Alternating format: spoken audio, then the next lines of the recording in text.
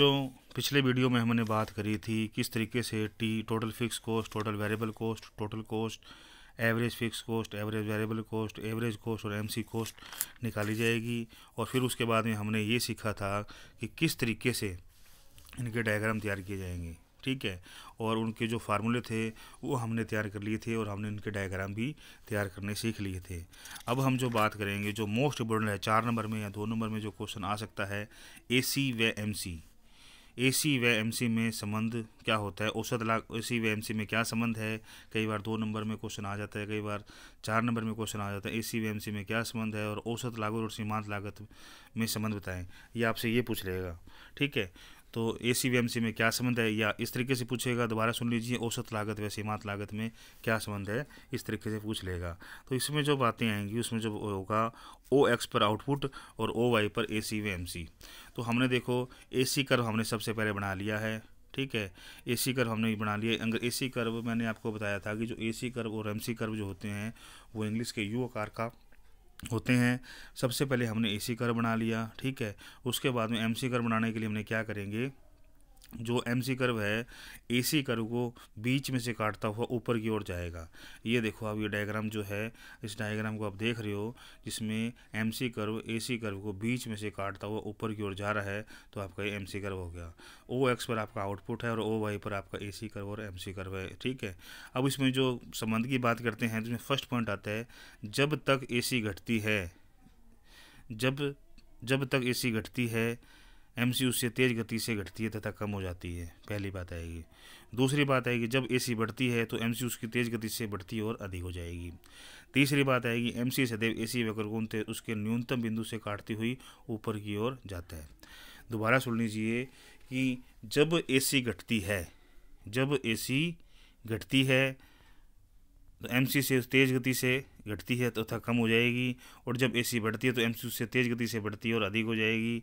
MC से तब AC वक्र को उसके न्यूनतम बिंदु से काटती हुई ऊपर की ओर जाएगी। ये जो 3 बातें हैं, यही एसी और एमसी में संबंध है और औसत लागत और सीमांत लागत में संबंध है। इसी तरीके से इसमें क्वेश्चन पूछा जा सकता है। उसके बाद आता है, नेक्स्ट आता है कि दीर्घकालीन लागतें। दीर्घकालीन लागतें क्या हैं, तो दीर्घकालीन लागत दीर्घकालीन प्राप्त समय होता है जिसमें संयंत्र, कारखाना या विस्तार में संकुचन संभव है। अतः दीर्घकाल में सभी लागतें परिवर्तनशील होती हैं। दीर्घकाल में मुख्य रूप से 2 ही लागतों का हम अध्ययन करते हैं, जिसमें दीर्घकालीन औसत लागत LAC तथा दीर्घकालीन सीमांत लागत LMC। LAC और LMC के बारे में हम यहाँ अध्ययन करते हैं। और उसके बाद में जो बात करें कि जो दीर्घकालीन लागतें LAC व LMC अल्पकालीन लागतों का SAC व SMC है। अतः दीर्घकालीन लागत वक्र अल्पकालीन वक्रों के किसी न किसी भाग को स्पर्श करती हुई यू आकार की रेखा होती है। दीर्घकालीन लागत वक्र अल्पकालीन लागत वक्रों को ढकता हुआ एक लिफाफा वक्र होता है, ठीक है। तो कई बार वो आपसे ये क्वेश्चन पूछ ले जाता है कि लिफाफा वक्र किसे कहते हैं। जो दीर्घकालीन लागतें होती हैं उनके बारे में आप लिखोगे कि जो दीर्घकालीन लागतें होती हैं LAC व LMC अल्पकालीन लागतों व SAC और SMC औसत होती है, ठीक है। दीर्घकालीन लागत वक्र अल्पकालीन लागत वक्रों के किसी न किसी भाग को स्पर्श करती हुई यू आकार की रेखा होती है। दीर्घकालीन लागत अल्पकालीन लागत वक्रों को ही ढकता हुआ एक लिफाफा वक्र होता है, ठीक है। तो इस तरीके से जो डायग्राम आपको दे रखे हैं, इस तरीके से जो LAC जो कर्व बनेगा, ओ एक्स पर आपकी उत्पादन मात्रा, ओ वाई पर जो लागतें दे रखी हैं, ठीक है। तो ये आपको जो डायग्राम बना के दे रखा है, इस तरीके से ये एक यू आकार का होगा, ठीक है। ये एक दूसरे को ये काटती होंगी एक, ठीक है। तो LAC और LMC वक्र इस तरीके से होगा। और नीचे आपको दे रखा है, ये उत्पत्ति वृद्धि नियम के हिसाब से, नीचे उत्पत्ति ह्रास नियम के हिसाब से आपको ये दे रखा है। ये वक्र एक दूसरे को इस तरीके से काटती हुई दिखा रखा है। और उसके बाद में नेक्स्ट जो बात करें, उत्पत्ति समता नियम के हिसाब से जो LAC कर्व होगा वो इस तरीके से होगा, एक दूसरे को काटता हुआ। SAC first, SAC second, SAC third, 4 होगा। और संयुक्त रूप से हम जो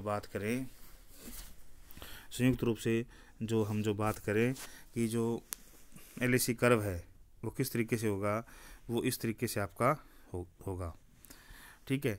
ये देखो, इसमें ये चांद के आकार की तरह होगा, पूरा यू आकार का नहीं होगा, इस एक दूसरे को काटता हुआ होगा। ओ एक्सिस पर आपकी उत्पादन मात्रा आपको दे रखी है, ओ वाई पर आपको LAC दे रखी है। इस तरीके से यूँ एक दूसरे को काटता हुआ कर्व होगा, LAC कर्व होगा, और उसके बाद में जो हम बात करें कि जो आपका जो LAC व LMC वक्रों में संबंध, LAC व LMC वक्रों में संबंध, LAC व LMC वक्रों में क्या संबंध पाया जाता है। तो इसमें जो देखो संयुक्त रूप से जो आप देखोगे OX पर आपका आउटपुट हो जाएगा और OY पर आपका LAC और LMC हो जाएगा। LAC और LMC में वही संबंध होता है जो AC व MC में होता है। आप इसमें लिख दोगे, पहली जो 3 बातें इसमें लिखोगे, जब तक LAC घटती है तो LMC उससे तेज गति से घटती है तथा कम होती है। उसके बाद लिखो नंबर 2, जब LAC बढ़ती है तो LMC उससे तेज गति से बढ़ती है और अधिक होती है। तीसरा, LMC सदैव LAC वक्र को उसके न्यूनतम बिंदु से काटते हुए ऊपर की ओर जाती है। इसमें जो डायग्राम होगा LAC और LMC का जो डायग्राम होगा वो यू आकार का नहीं होगा, वो चांद के आकार का होगा। आप दोबारा सुन लीजिए, LAC और LMC में क्या संबंध पाया जाता है। तो इसमें जो AC व MC में जो संबंध पाया जाता है वही संबंध दोनों में होगा।